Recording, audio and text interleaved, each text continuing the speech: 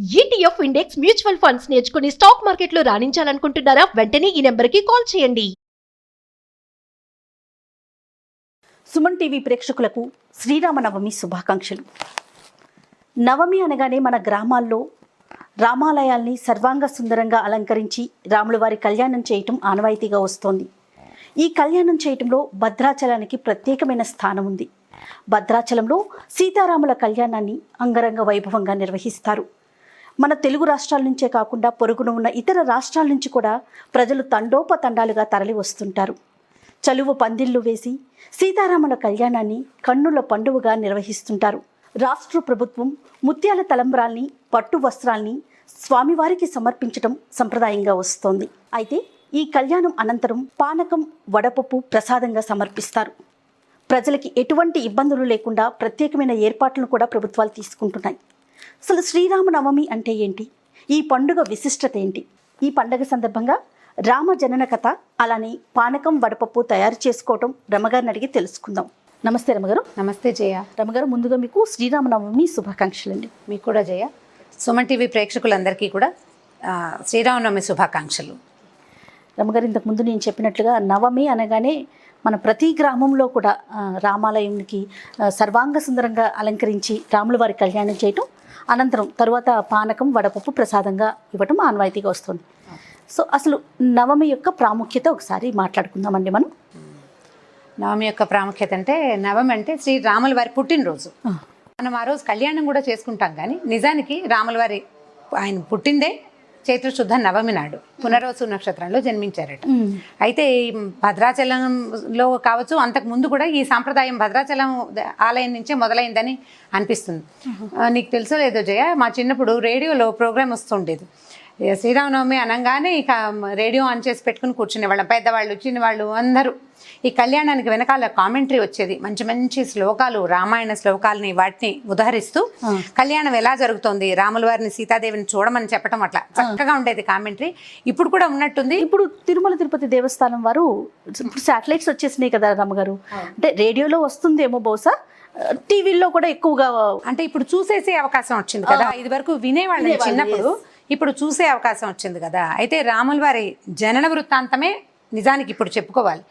అక్కడ కళ్యాణం జరుగుతోంది కాబట్టి కళ్యాణ ఘట్టాన్ని వివరిస్తారు, కానీ కళ్యాణ ఘట్టానికంటే ముందు రాముల వారు పుట్టింది, ఆయన ఎలా పుట్టారు, ఎక్కడ, ఎలా, ఏ రకంగా జరిగింది అనే కథని ప్రధానంగా వారు కూడా చెప్తారు. ఈ కామెంటరీస్ కూడా మొట్టమొదట రామ జననం, ఆ తర్వాత కళ్యాణం. ఎందుకంటే రామ జననము, కళ్యాణము రెండు కూడా శ్రీమద్ రామాయణంలో, వాల్మీకి రచించిన శ్రీమద్ రామాయణంలో బాలకాండలోనే ఉన్నాయి.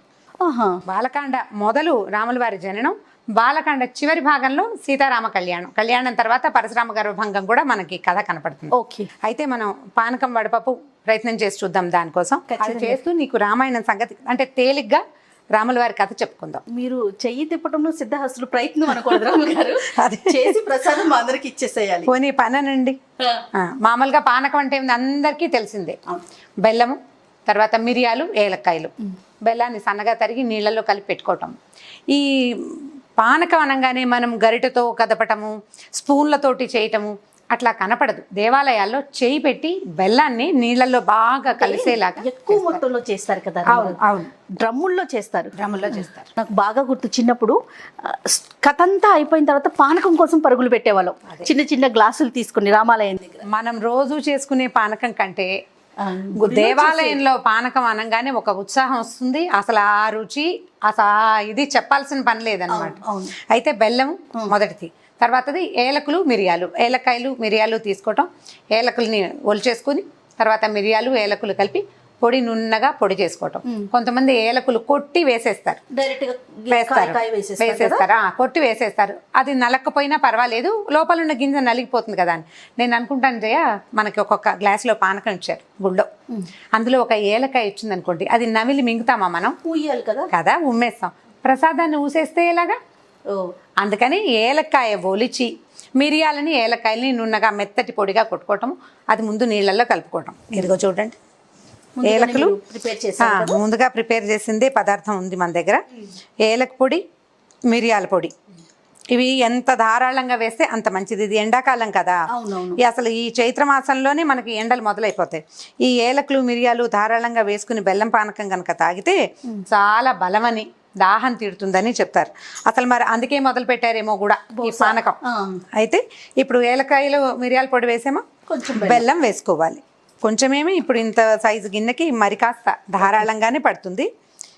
ఇది వేయటం, వేసిన తర్వాత అలాగా ఇందులోకి చేయి పెట్టి, ఏమీ అనుమానం పడక్కర్లేదు చేయి పెడితే పాడైపోతుందని అలా అనుకోక్కర్లేదు. ఎవరు పానకం చేస్తున్నారో వాళ్ళు చేతులకి క్రీములు అవి రాసుకోకుండా కొంచెం శుభ్రమైన చేతితోటి కనుక చేస్తే పానకానికి ఒక ముదురు రంగు వస్తుంది. లేకపోతే బెల్లం మనం ఇప్పుడు మిరియాలు ఏలకాయలు పొడి చేసినట్టుగా మెత్తటి పొడి చేయలేకపోతాం, కొంత బరకు ఉండిపోతుంది కదా. ఆ రద్దుండి పై పానకం చప్పగాను అడుగు పానకం తీయగాను ఉంటుంది. అలా కాకుండా ఈవెన్గా ఉండాలంటే మనం కలుపుకోవటమే మంచి పద్ధతి. అయితే నిజంగా అంటే రమ్మగారు, రాముల వారి కళ్యాణం అప్పుడు అసలు నిజంగా జరిగినప్పుడు ఇలా చేశారు అనే ఏమైనా ఇతివృత్తం ఉందండి? అలా లేదు. నిజానికి నవమి నాడు రాముల వారి కళ్యాణం జరగలేదు చేయ. రామాయణం ప్రకారం దేనికైనా ఒక కథకి ప్రూఫ్ ఎక్కడి నుంచి తీస్తాం? మూల కథ నుంచి కదా మనకి ప్రూఫ్ ఉండేది. మధ్యలో కథలు రకరకాల ప్రక్షిప్తాలంటే రకరకాల కథలు, మనం పిట్ట కథలు అంటే మధ్యలో వచ్చిన కథల్ని పెట్టుకుంటూ ఉంటాం. కానీ మూల కథలో రాముల వారి కళ్యాణం పునర్వసు నక్షత్రం నాడు అంటే నవమి నాడు జరగల. చైత్రశుద్ధ నవమి నాడు రాముల వారు జననం జరిగింది. అయితే ఇప్పుడు మనం దశరథుల వారి దగ్గర నుంచి చెప్దాం చూడండి కథ. దీనికి ముందు జయవిజయులు, విష్ణుమూర్తి తాలూకు ద్వారపాలకులైన జయవిజయులు ఒక శాపాన్ని పొంది 3 జన్మలు రాక్షస జన్మలు ఎత్తారని. మొదటిది, ఈ రాక్షస జన్మలు ఎత్తిన వాళ్ళని మళ్ళీ తన దరి చేర్చుకోవటం కోసమే విష్ణువు భూలోకంలో జన్మించాడని మనకి పురాణ కథ. అలాగే జరిగింది. అయితే ఇట్లా మొదట దీనికి ముందు ఏం చేశారు? నృసింహావతారం ఎత్తి హిరణ్యకశిపుల్ని తనలో కలిపేసుకున్నారు స్వామి. తర్వాత జననం శ్రీరాముల వారిగా పుట్టి రావణ కుంభకర్ణులిద్దరిని తనలో కలుపుకున్నారు. అంటే తనకు కావాల్సిన చోటికి తీసుకెళ్ళిపోయారు. తర్వాత కృష్ణ అవతారం ఎత్తి కృష్ణావతారంలో శిశుపాల దంతభక్తులు ఇద్దరిని కూడా తన దగ్గరికి తీసుకెళ్ళిపోయారు. ఈ 3 ఐక్యం చేసుకున్నారు. ఈ 3 సార్లు జయవిజయుల్ని భూమి నుంచి వెనక్కి తీసుకురావడం కోసం చేసిన ప్రయత్నంగానే రామాయణ కథ మనకి కనపడుతుంది. అయితే దశరథ మహారాజుకి చాలా మంది భార్యలు ఉన్నారు. ప్రధాన భార్యలు 3: కౌసల్య, సుమిత్ర, కైకేయి. అయితే వీళ్ళ 3కి కూడా సంతానం కలగలేదట. అయితే ఆయన ఏం చేశారు? తన గురువైన వశిష్ఠుడి సలహాతోటి అశ్వమేధ యాగము, ఆ తర్వాత పుత్రకామేష్టి యాగము చేశారు. ఈ పుత్రకామేష్టి యాగానికి ప్రత్యేకంగా ఋష్యశృంగుడు అనే ఒక మహర్షిని తెచ్చారు. మీరు ఇంకోసారి గుర్తు చేస్తే ఈ ఋష్యశృంగ మహర్షి కథ చాలా విచిత్రంగా ఉంటుంది, మన పురాణ కథల్లో చెప్పుకుందాం. అయితే ఈ పుత్రకామేష్టి యాగం చేసినప్పుడు యజ్ఞకుండంలోంచి ఒక దేవత వచ్చి బయటికి, యజ్ఞపురుషుడు, వీరికి ఒక పాయసం ఇచ్చాడట. ఈ పాయసం ఇస్తే ఈ ఇచ్చిన పాయసాన్ని దశరథుల వారు ఏం చేశారంటే ముందు సగం భాగం చేసి ఒక సగాన్ని కౌసల్యాదేవికి ఇచ్చారు, పెద్ద భార్యకి. తర్వాత రెండో సగం, ఇంకో సగం ఉంది కదా, దాన్ని 2 భాగాలు చేసి దాన్ని సగం చేసి సుమిత్రకి ఇచ్చారు. ఇంకో భాగం మిగిలింది కదా, దాన్ని 2 భాగాలు చేసి ఒక భాగాన్ని కైకేయికి ఇచ్చి 4వ వంతు మిగిలిపోయిన భాగాన్ని కొంచెం ఆలోచించి మళ్ళీ సుమిత్రాదేవికే ఇచ్చారట. అట్లా సగభాగాన్ని తీసుకున్నటువంటి కౌసల్యాదేవికి ఒక కుమారుడు. ఆయన పునర్వసు నక్షత్రంలో చైత్రశుద్ధ నవమి నాడు పునర్వసు నక్షత్రంలో జన్మించారు శ్రీరాముడు. తర్వాత రెండో సగభాగంలోంచి సగభాగాన్ని తీసుకున్నటువంటి కైకేయికి, అంటే మిగిలిన చిన్న భాగాన్ని తీసుకున్నటువంటి కైకేయికి పుష్యమి నక్షత్రంలో భరతుల వారు. తర్వాత ఈ మొదట ఒక చిన్న భాగాన్ని, చివరికి ఒక చిన్న భాగాన్ని తీసుకున్నటువంటి సుమిత్రాదేవికి మాత్రం కవలలు లక్ష్మణుడు మరియు శత్రుఘ్నుడు ఆశ్లేష నక్షత్రంలోనూ జన్మించారు. 4 అబ్బాయిలు. 2 భాగాలు తీసుకున్న వారికి ఇద్దరు సంతానం కలిగారు. అయితే వీళ్ళు కొంచెం పెరిగి పెద్ద అయిన తర్వాత విశ్వామిత్ర మహర్షి, అంటే రాజకుమారులు కదా, రకరకాల విద్యలు అవి నేర్చుకున్నారు. సంతానం అంటే అపరిమితమైన ప్రీతి లేక కలగటము. మళ్ళీ ఈ 4గురిలోనూ శ్రీరాముడు అంటే ఆయనకి చాలా ప్రీతి. తండ్రికి అమిత ప్రీతి, తల్లులకి కూడా 3 తల్లులకి అమిత ప్రీతిగా ఉండేవారట. అయితే తర్వాత ఏమైంది, పిల్లలకి కొంచెం 13-14 సంవత్సరాలు వచ్చాక విశ్వామిత్రుడు మహర్షి ఇక్కడికి వచ్చి, నేను ఒక యాగం చేసుకుంటున్నాను, నాకు సహాయం కోసం, అంటే ఈ రాక్షసులు యాగాన్ని పాడు చేస్తున్నారు, వాళ్ళని సంహరించడానికి ఈ కుమారుల్ని పంపించమని అడిగారట. అడిగితే దశరథుడు పుత్రమ వ్యామోహంతో పిల్లవాడిని పంపడానికి ఇష్టపడలేదు. పడకపోయేసరికల్లా విశ్వామిత్రుడు శపిస్తాడన్న ఆలోచనతోటి వశిష్ఠుల వారు ఏం చేశాడంటే, ఇది పిల్లవాడిని నీ నుంచి తీసుకెళ్ళటం కాదు, ఇతనికి ఇంకా అస్త్రశస్త్ర విద్యలు మరికాసిన వస్తాయి, విశ్వామిత్రుడు సామాన్యుడు కాదు, అతనితో పిల్లల్ని పంపించు, ఈ వ్యామోహాన్ని తగ్గించుకోమని దశరథుడికి బోధించి తన పెద్ద కుమారుడైన రాముణ్ణి తనతో తమ్ముడైనటువంటి లక్ష్మణుణ్ణి ఇద్దరిని కలిపి పంపించారు.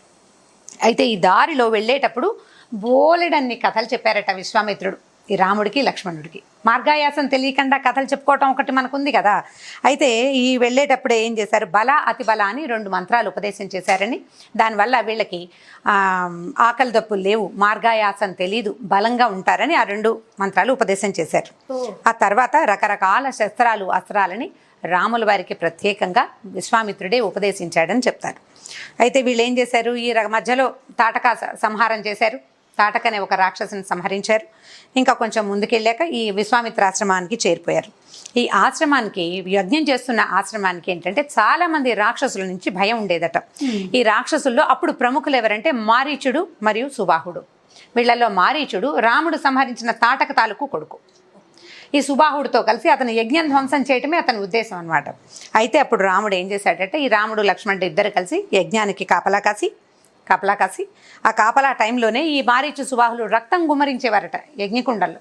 వాళ్ళని మానవాస్త్రంతో ఒకరిని సంహరించారు, సుబాహుడిని సంహరించారు. వాయవ్యాస్త్రంతో మన ఈ మారీచుణ్ణి 100 ఆమడల దూరంలో సముద్ర తీరంలో పడిపోయేలాగా కొట్టారు. తర్వాత మిగిలిన రాక్షసులందరినీ సంహరించారు. అస్త్రాలు అటు ఇటుగా ఉన్న ఈ జరిగిన కథ ఇదే. అయితే ఈ మారీచుడు తప్పించుకున్నాడు. వాళ్ళ ఆ రోజు తప్పించుకున్న మారీచుడు మళ్ళీ సీతారాములు అడవికి వెళ్ళినప్పుడు సీతాదేవిని రాముల వారి నుంచి సెపరేట్ చేయడానికి రావణాసురుడు పన్నిన మాయోపాయంలో భాగస్వామిగా ఉన్నాడు. అతనే బంగారు జింకగా మారాడు. ఆ బంగారు లేడీ అవతారం వేషం వేసింది ఎవరంటే ఇప్పుడు తప్పించుకున్న మారీచుడే. అయితే ఈ తర్వాత ఏమైంది, ఈ కథ యజ్ఞం పూర్తయిపోయింది. అప్పుడు ఈ విశ్వామిత్రుడు ఏం చెప్పాడంటే, మిథిలా నగరంలో ఉన్న రాజు జనక మహారాజు ఒక పెద్ద యజ్ఞం చేస్తున్నారు. అయితే ఈ యజ్ఞం చాలా అద్భుతమైన యజ్ఞం, అది చూద్దాము. ఆయన దగ్గర ఒక ధనుస్సు ఉంది, చాలా పెద్దది, చాలా గొప్పది. ఆ ధనుస్సును చూద్దు కానీ నువ్వు అని చెప్పి ఈ రాముణ్ణి లక్ష్మణుణ్ణి ఇద్దరిని మిథిలా నగరానికి తీసుకెళ్ళాడట. అయితే ఈ నగరానికి వెళ్ళినప్పుడు యజ్ఞశాలలో జనక మహారాజు ఉన్నాడు. జనక మహారాజు ఉంటే వీళ్ళు ఏం చేశారు, జనకుడి దగ్గరికి వెళ్ళారు. వెళ్ళి ఇది చూడాలని అనుకుంటున్నామంటే అప్పుడు ఏం చేశాడంటే ఆయన మరుసటి రోజున ఆ కార్ముకాన్ని తెప్పించాడు. ఈ కార్ముకం ఏంటంటే శివధనుస్సు. మనం శివధనుస్సు అని చెప్తాం కదా, దాని పేరు పినాకం అట. పినాకం. అందుకనే శివుడిని పినాకపాణి అంటారు. పినాకపాణి అంటే శివుడు. ఆ పినాకాన్ని ధరించి ఆయన చాలా గొప్ప యుద్ధాలు అవి చేశాడు. అయితే ఆయన ఏం చేశారట, ఒక దశలో ఈ పినాకాన్ని తన ధనస్సుని మన జనకుడు తాలూకు ముందు తరాలకు చెందిన దేవరాతుడి దగ్గర అట్టపెట్టారు. అట్టపెట్టి ఆ అట్టపెట్టిన ధనుసు ఏముంది, వంశపారంపర్యంగా జనకుడి దగ్గరికి చేరిందనమాట. చేరితే ఈ ధనుసుని తెప్పిస్తున్నప్పుడు జనకుడు ఏం చెప్పాడంటే, అయ్యా ఈ ధనుసుని ఎక్కుపెట్టడానికి చాలామంది రాజులు ప్రయత్నం చేశారు, ఎవరి వల్ల కాలేదు. ఈ ధనస్సు ఇంత గొప్పది కాబట్టి నాకు అయోనిజగా ఒక పాప దొరికింది, ఒక అమ్మాయి నాగేటి చాలులో దొరికింది. నేను యజ్ఞం చేస్తుంటే నాగలు దున్నుతుండగా నాగేటి చాలుడు అనే అమ్మాయి దొరికింది. ఆమెకు నేను సీత అని పేరు పెట్టుకున్నాను. అయితే ఆమెని వీర్యశుల్కగా, అంటే ఎవరైతే ఈ ధనస్సుని ఎక్కుపెడతాడో అతనికి కన్యాదానం చేయాలని నేను నిశ్చయించుకున్నాను. ఈ ముందు ప్రయత్నం చేసిన రాజులందరూ నేను వాళ్ళని ఏదో మోసం చేశాను అనుకుని నా మీద యుద్ధానికి వచ్చారు. దేవతల సహాయంతో నేను వాళ్ళని జయించాను, అంటే వాళ్ళని జయించాను. అయితే ఈ ధనస్సుని కనుక ఈ దాశరథి ఎత్తగలిగితే మా అమ్మాయిని ఇతనికి ఇచ్చి వివాహం చేస్తానని చెప్పాడు. సరే ధనస్సును తెప్పిస్తే ఈయన ఆ ధనస్సును చూసి పెద్ద ఇనప పెట్టెలో ఉన్న ధనస్సును ఎత్తి ఎక్కుపెట్టడానికి ప్రయత్నం చేశాడు. ఎక్కువ పెడుతున్నారు. ఇంకా ధనస్సుని సంధించి బాణం వేయలా. ఎక్కుపెట్టడానికి ఇది కార్ముకం, అంటే ఇది ఎలా అంటే కోదండం, మామూలు చిన్న విల్లు కాదు. తాడు కట్టి ఉండదు, సిద్ధంగా పట్టుకోవడానికి వీలుగా ఉండే భాగమే ఉంటుంది. తాడు ఒక పక్కన ఉంటుంది అనమాట. ఈ కింద ఉన్న తాటిని పైకి ముడేయాలి. ముడేస్తేనే అది ధనస్సుగా లాగి ముడేయాలి. ఈయన ఏం చేశాడు, దాన్ని పట్టుకొని ఈ కింద ఉన్న తాడుని పైకి హుక్ చేయడానికి, లేదా పైన ఉన్న తాడు కింద వంచాలి కదా, దాన్ని వంచి బిగించాలన్నమాట. ఆ బిగిస్తున్న సమయంలోనే క్రమంలోనే ఈ ధనస్సు కాస్త విరిగేసరికల్లా ఇంత వీర్యం ఉన్నవాడు చాలా గొప్ప శక్తివంతుడు, నేను ఇంత పరాక్రమవంతుడికే పిల్లనివ్వాలనుకున్నానని చెప్పి మా అమ్మాయిని ఇతనికి ఇచ్చి పెళ్లి చేస్తానన్నాడు. ఇప్పుడు ఇక్కడికి ఎవరు వచ్చారు, గురువు గారు, 2 అబ్బాయిలు, తండ్రి తల్లి ఎవరు లేరు. మరి ఇప్పుడు వివాహం చేయాలంటే అమ్మా నాన్నకి చెప్పాలి కదా. వీళ్ళు ఏం చేశారంటే దశరథుడికి కబురు చేసి ఈ అమ్మాయిని మా అమ్మాయి ఈ పిల్లని ఇలా ఇవ్వదలుచుకున్నారు, ఇట్లా ఇట్లా జరిగిందని వర్తమానం పంపితే దశరథుడు సంతోషించి ఇక్కడికి వచ్చాడు. వచ్చిన తర్వాత ఆయన కుటుంబంతో మొత్తం అంత మంత్రులు, తర్వాత ఆయన తాలూకు గురువులు వాళ్ళందరినీ తీసుకుని ఇక్కడికి వచ్చారు. ఈ వచ్చే దారిలోనే అంటే ఇప్పుడు సీతా కళ్యాణ ఘట్టం చెప్పేశాను నేను. ఈ ఘట్టానికి ముందే అహల్య శాప విమోచనం కూడా చేశారు రాముల వారు. ఆయన కాలు తగిలింది, ఆవిడ రాయి అయిపోయిందని అది మనం చెప్పుకుంటాం. అలా జరగలేదు, అట్లా కాల. ఆవిడ ఒక చిన్న పొరపాటు చేశారు. ఈ చేసిన పొరపాటుతోటి భర్త ఏం చెప్పించాడంటే, నువ్వు వాయుభక్షణ చేస్తూ ఎవరికీ కనపడకుండా ఉండిపోమని. ఈ ఆవిడ ఎలా ఉందంటే అదృశ్య రూపంలో వాయుభక్షణ కేవలం గాలి మాత్రమే తింటూ తపశ్చర్య చేసుకుంటూ ఉన్నారు. ఈయన ఆశ్రమ వాటికలోకి ప్రవేశించేసరికి ఈయన రాగానే ఆవిడ దృశ్యమైందనమాట, అందరికీ కనపడింది. అప్పటిదాకా అదృశ్య రూపంలో అక్కడే ఉంటూ నిరాహారగా ఉందన్నమాట. ఈయనకు వెళ్ళాకిన తర్వాత ఆవిడ దృశ్యమానం అయ్యాక అందరికీ కనపడ్డాక మన గౌతమ మహర్షి కూడా ఇది శాప విమోచనం జరగబోతోంది తన భార్యకని ఆయనకు తెలుసు. ఆ టైంకి ఆయన కూడా వచ్చేసారు. సరే వీళ్ళిద్దరూ కలిసి రాముడిని ఆశీర్వదించారు. రాముడి దగ్గర ఆశీస్సులు ఆవిడ తీసుకుంది, మళ్ళీ రాముడిని ఆశీర్వదించారు. అహల్య గౌతముల పెద్ద కుమారుడైన శతానందుడు జనకుడి ఆస్థానంలో పురోహితుడిగా ఉన్నారు. ఆయన ఈ సమయంలోనే విశ్వామిత్రుడి తాలూకు మొత్తం గాథని రాముల వారికి తెలియజేశారు. ఈ రకంగా బాలకాండలో బోలెడన్ని కథలు ఉంటాయి. మనం వీలు వెంబడి ఒక్కొక్క కథ చెప్పుకుందాం. తప్పకుండా. అయితే ఇప్పుడు ఏం జరిగింది, దశరథుడు వచ్చాడు. తర్వాత కుటుంబం అంతా వాళ్ళు మాట్లాడుకుని ఎవరి వంశం గురించి వాళ్ళు తెలుసుకుని ఈ పిల్లలకి వివాహం జరిపించి నిశ్చయించారు. జనక రాజర్షి తాలూకు తమ్ముడు కూడా ఈ వివాహం జరగబోతోంది కదా, ఆయన కూడా ఈ ఆస్థానానికి విచ్చేశాడు. అయితే జనకుని తాలూకు కుమార్తెలైనటువంటి సీత, ఊర్మిళ వాళ్ళిద్దరిని రామలక్ష్మణులకి, తర్వాత ఆయన తమ్ముని కుమార్తెలైనటువంటి మాండవి శృతకీర్తులు ఇద్దరిని భరత శత్రుఘ్నులకి వివాహం చేయటానికి నిశ్చయించుకున్నారు. నలుగురికి వివాహాలు జరిపించుకున్నారు. వివాహాలైన తర్వాత వీళ్ళు తమ రాజ్యానికి బయలుదేరితే దారిలో పరశురాముడు వచ్చారట. ఈ పరశురాముడు ఏమన్నాడంటే, ఆయన చాలా జంఝామారతమైన గాలితోటి దాంతోటి వచ్చి చాలా గట్టిగా అంటే యుద్ధం చేసే ఉద్దేశంతో వచ్చారు. నువ్వు శివధనుసును విరిచావని విన్నాను. శివధనుసు నా ఆరాధ్య దైవం శివుడు, ఆయన ధనుసును విరిచేంత ఉందా నీకు? అంత చేయటానికి వీల్లేదు. నా దగ్గర ఇంకొక ధనుస్సు ఉంది, ఇది వైష్ణవ ధనస్సు, శార్ంగం అంటారు, విష్ణు ధనుస్సు, దీన్ని ఎక్కుపెట్టి చూపించు నాకు అని చెప్పేసరి కల్లా ఏం చేశాడట, రాముడు ఆయన చేతిలో నుంచి ఆయుధాన్ని తీసుకుని శార్ంగాయుధమే, ఎందుకంటే ఈ విష్ణుమూర్తి తాలూకు ఆయన పేర్లలో శార్ంగాయుధపాణి అని ఉందన్నమాట. సారంగపాణి కాదు, శార్ంగాయుధపాణి విష్ణువే. ఆ శార్ంగమే ఆయన ధనస్సు పేరు. ఆయనకున్న పంచాయుధాలు 5 ఆయుధాల్లో ఈ ధనస్సు కూడా ఉందన్నమాట. అయితే ఈ ధనస్సును ఏం చేశాడు, రాముడు అవలీలగా దాన్ని ఎక్కుపెట్టారట. ఎక్కుపెట్టి బాణం కూడా ఎక్కించి, ఇప్పుడు బాణం ఎక్కుపెట్టాను, దేని మీద వేయమంటావో చెప్పు, నీ పాదగతి మీద వేయినా, నువ్వు ఆర్జించుకున్న పుణ్యలోకాల మీద వేయినా, దేని మీద వేయమంటావు బాణం అని అడిగేసరికల్లా ఎప్పుడైతే కార్ముకం ఈయన చేతిలోంచి ఆయన చేతిలోకి వెళ్ళిందో అప్పుడే పరశురాముడికి తెలిసింది, ఇతను కనపడుతున్నవాడు సాక్షాత్ విష్ణువే కానీ మరొకటి కాదని, తను అంశావతారమే కానీ ఈయన పూర్ణావతారుడని తెలుసుకున్నాడు ఆయన.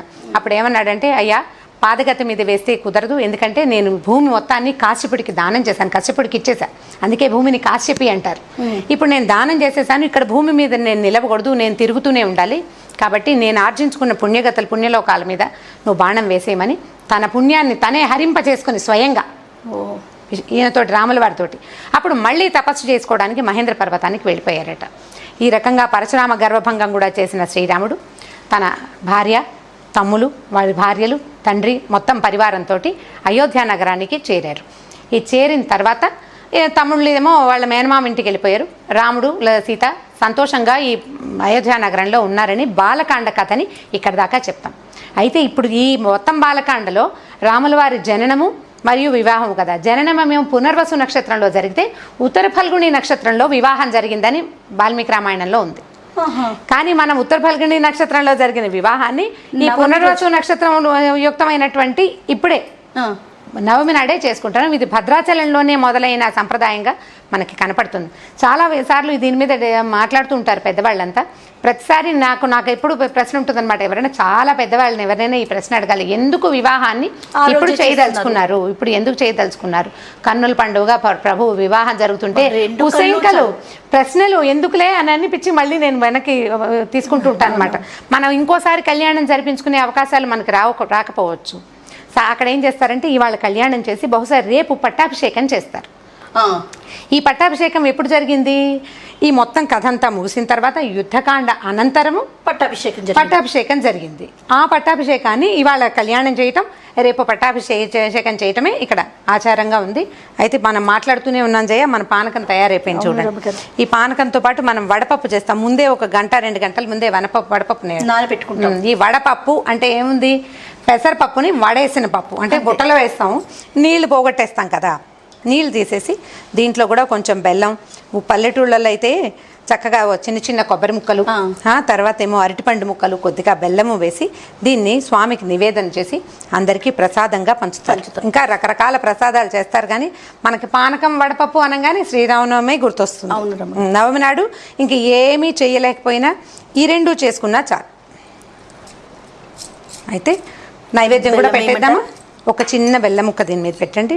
అంటే ఒట్టి పెసరపప్పు ఏ రుచి లేని పప్పు పెట్టకుండా ఒక చిన్న బెల్లం ముక్క పెట్టుకుని నైవేద్యం పెడితే బాగుంటుంది. స్వామి వారికి సమర్పిద్దాము.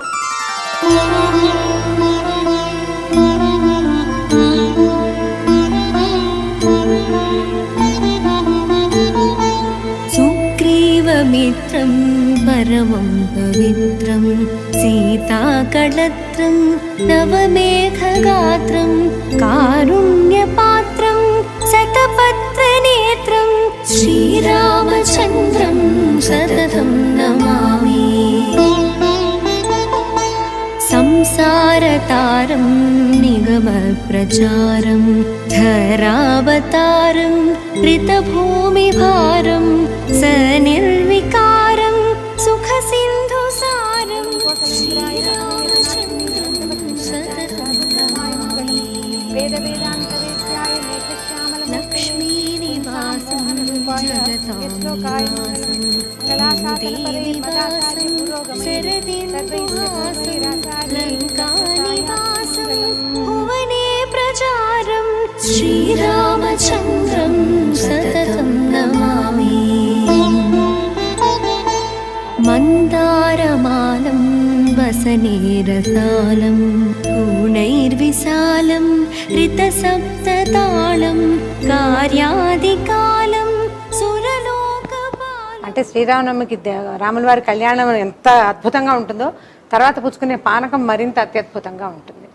మళ్ళీ మనం వీలు వెంబడి రామాయణ కథల్ని మన సుమన్ టీవీ మామ్ ప్రేక్షకులకి మరిన్ని కథల రూపంలో అందిద్దాం. మరోసారి సుమన్ టీవీ ప్రేక్షకులందరికీ శ్రీరామనవమి శుభాకాంక్షలు. శ్రీరామచంద్ర ప్రభు యొక్క ఆశీస్సులు ప్రపంచం అందరికీ పొందాలని, అందరికీ దొరకాలని, అందరూ హాయిగా ఆరోగ్య ఐశ్వర్యాలతో ఉండాలని మనస్ఫూర్తిగా కోరుకుంటున్నాను. సో రామ కథని పూర్తిగా మనమందరం తెలుసుకున్నాం కదా. ప్రేక్షకులందరికీ కూడా మరోసారి శ్రీరామనవమి శుభాకాంక్షలు. ఈ వీడియో కనుక మీకు నచ్చినట్లయితే లైక్ చేయండి, షేర్ చేయండి. మరిన్ని వీడియోస్ కోసం మా ఛానల్ని సబ్స్క్రైబ్ చేసుకోండి.